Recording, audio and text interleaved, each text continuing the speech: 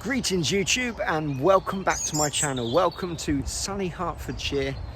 It's a really gorgeous day. It's a great day to be taking a look at the Royal Enfield Himalayan. Let's have it.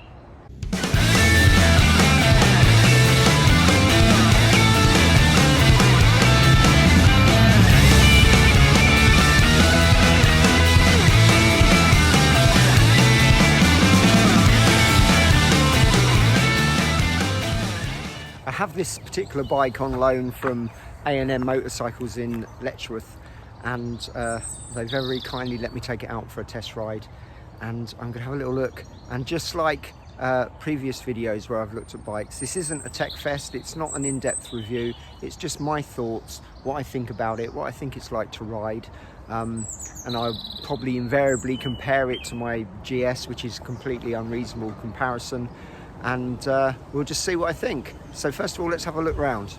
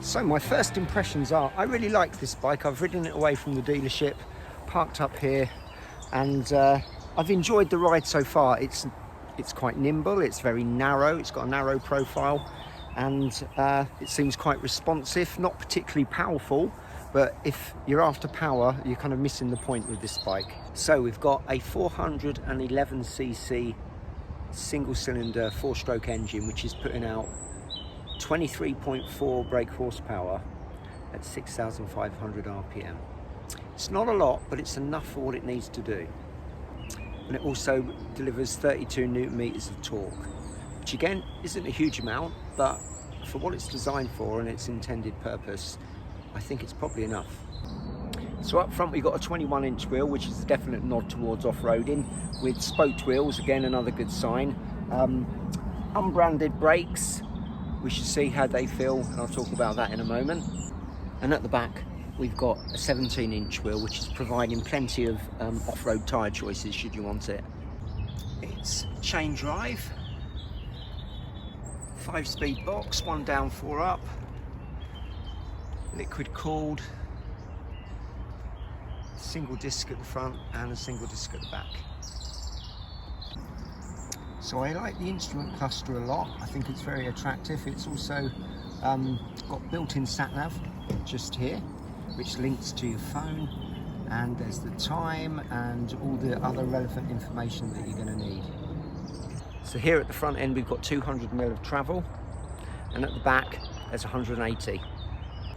Like so many adventure bikes these days, and I guess this is classed as an adventure bike, you've got the high mudguard, but you've also got a lower mudguard, which, to be honest, if you was in thick mud and you had knobbly tyres on, that would clog up really quickly, I would imagine. We've got a bash plate there as well, keeping rocks and stones, etc. away from your sump. Right, let's start this up and have a listen.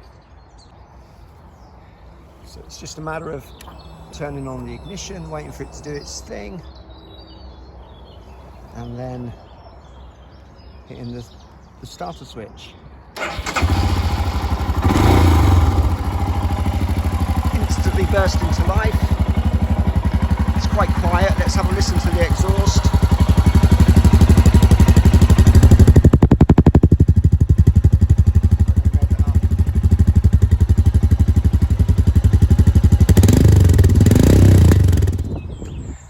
bike would be considered a budget adventure bike or off-road bike, possibly. It's just a little over £5,000 here in the UK at the time of me filming this, which is early May 2023. And the colour choices are great. There's a particular one, pine green, which I really like. And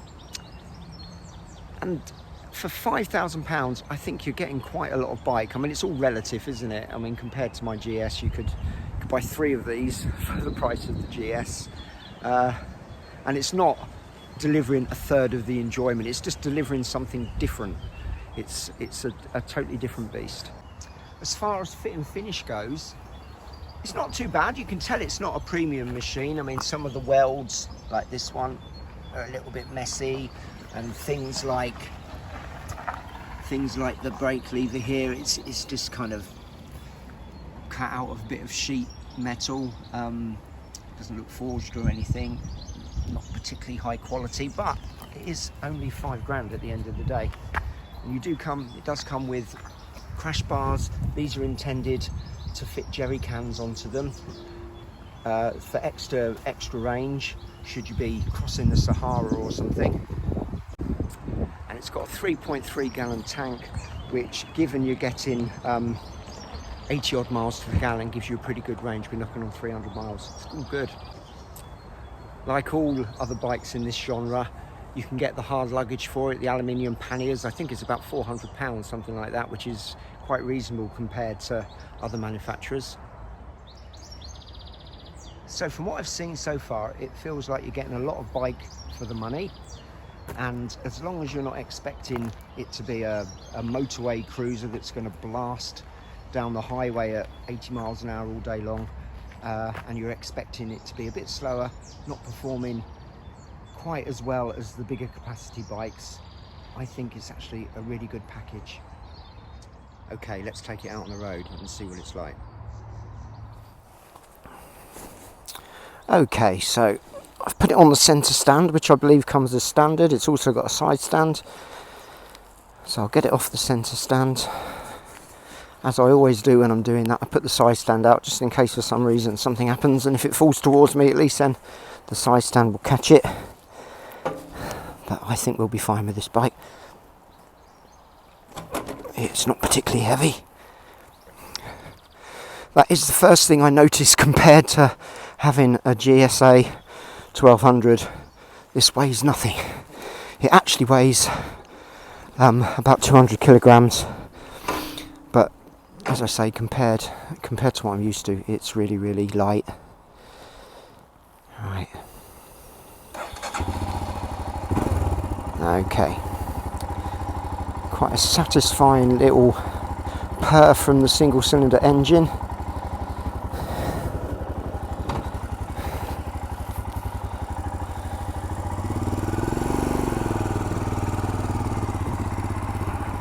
This is as close to being off-road as we're going to be today. But the bike feels sure-footed, which is always a good sign. It feels very narrow compared to what I'm used to, obviously. Nice positive click from the switch gear there, the indicator.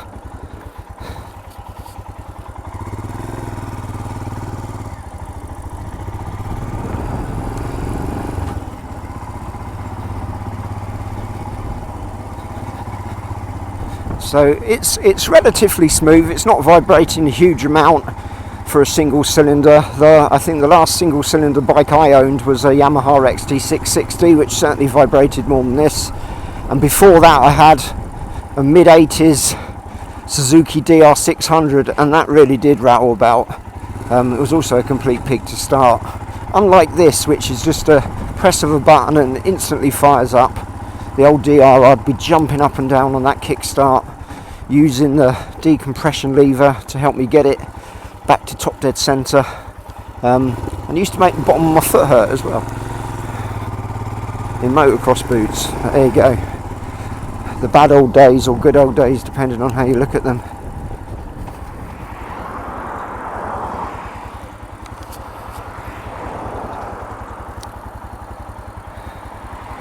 Really is a gorgeous day. I'm quite warm. Is there a temperature gauge on this? Can't see one, but there probably is if I flick through it. Obviously this isn't an in-depth thing, it's just me giving my thoughts as usual. So I'm going to open it up and see what it will do. Not a lot. But I think if you're expecting blistering performance, you're missing the point. The point is this is supposed to be a rugged and dependable bike that will take you anywhere, and I think it would. And the suspension feels quite firm. The seat also feels quite firm to me. Handling wise, yeah, it's fairly nimble. It feels like there's a 21-inch wheel up front, which obviously there is, which is good when you off-road because it will take you over the rocks and bumps and stuff a bit better.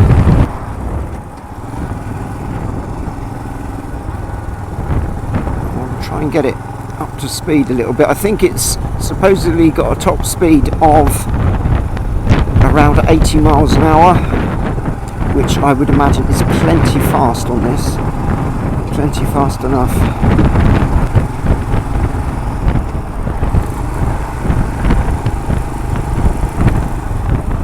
I like the fact we're on Norton Road.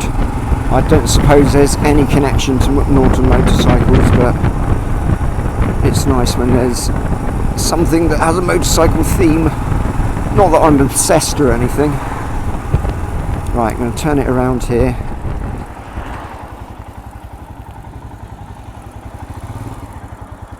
See, instantly I'm approaching things differently to how I would on the GSA, because where I just thought, oh, I'm going to turn it around here, whacked on the indicator, checked my mirror and pulled in, I'd be thinking a bit more about it on the GSA, just making sure that the ground wasn't going to be too off camber or uneven or anything, because that's a heavy old bike to be dealing with. This reminds me more of like riding my Fizzy when I was 16 back in the 80s. I kind of thought of that more as like a push bike with an engine, to be honest. Way of the time, as I am right now. This is cool, I like it. So I'm going to open her up a little bit again and then make sure there's nothing behind me and put on the anchors and see what kind of stopping power we've got. Like I said, the brakes are unbranded, there's no Brembos on here, not even like the cheaper sister brand.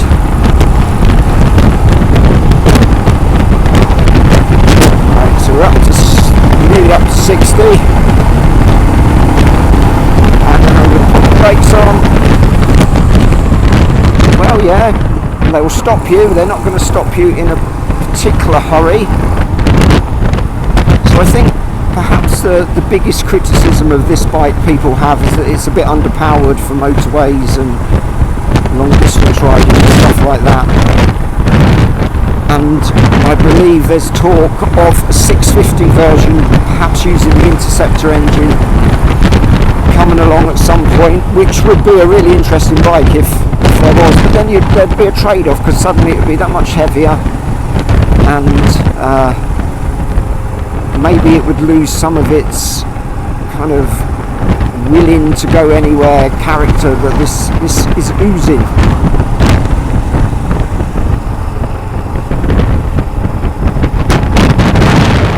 Yeah, I like this a lot.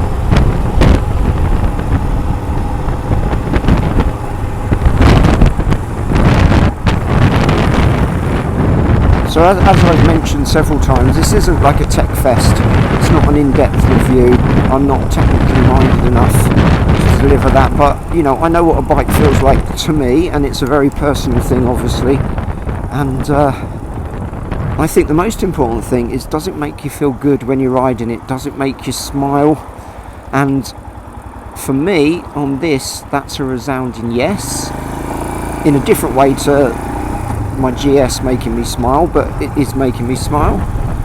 And would it be the type of machine that I would glance back at as I got off it on my driveway and was about to put it away in the garage? Yeah, definitely. I think it's attractive, it's nice. as I mentioned earlier, the pine green colour I really like. It's kind of almost like camouflage. I'm quite impressed that the wing mirrors aren't vibrating,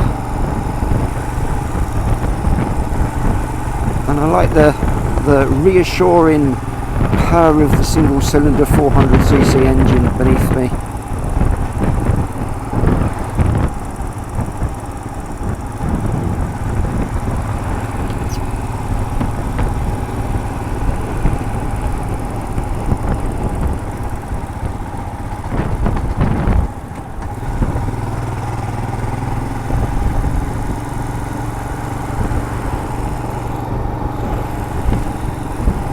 Could I live with this bike on a day-to-day basis? Definitely.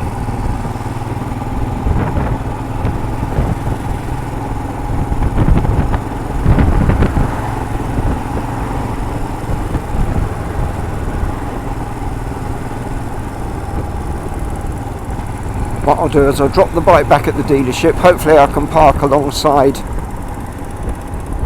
the BMW. I think this is the road I wanted to take, I'm not entirely sure. And then I'll go back to the Norton Cafe, which is on Norton Lane, and sum up with my thoughts.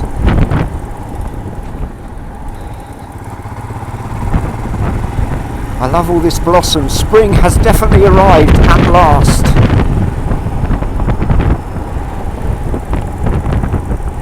It's taken a while in the UK. It's felt like winter has been a very long time.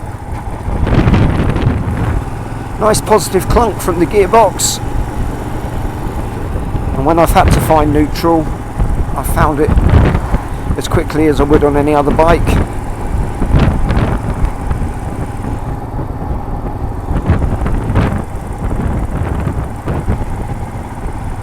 I think the frame feels quite stiff. It's just not what I'm used to.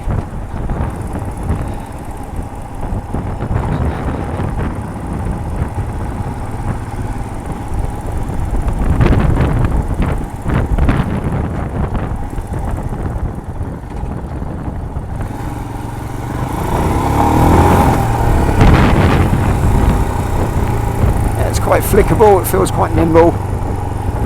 It's a nice little package, just don't expect too much from it from a performance point of view. As in performance, I mean the engine. You know, it's not a speed monster, but it is a rugged little bike that will, I believe, claw you up the side of a mountain if you wanted it to. And surely that's a good requirement for what is essentially an adventure bike. Right, back to the dealership, A&M Motorcycles. Thank you very much for lending this to me.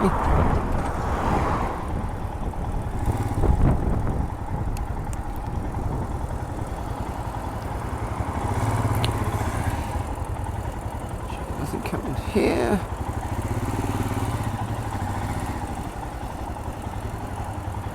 Parked alongside my BMW.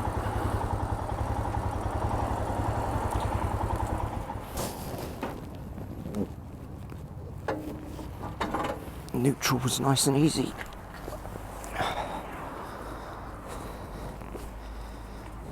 Well, I had a very nice coffee in the Norton Cafe. However, it was just a bit too noisy in there to summarise for you. I think you'd have heard babies crying and mums and dads chatting and people ordering food. So to summarise my thoughts about the Royal Enfield Himalaya, I think for the money it's an outstanding bike. It is obviously not a premium motorcycle, but as long as you approach it with an open mind and not expecting anything that it's not claiming to do, it's not going to be fast, it's not powerful, but I think it's a dependable, everyday rugged machine that will take you wherever you want to go. I would certainly enjoy having one as a second bike in my garage, and all I can say is just go out and give it a test ride, see what you think. I think you'll be pleasantly surprised.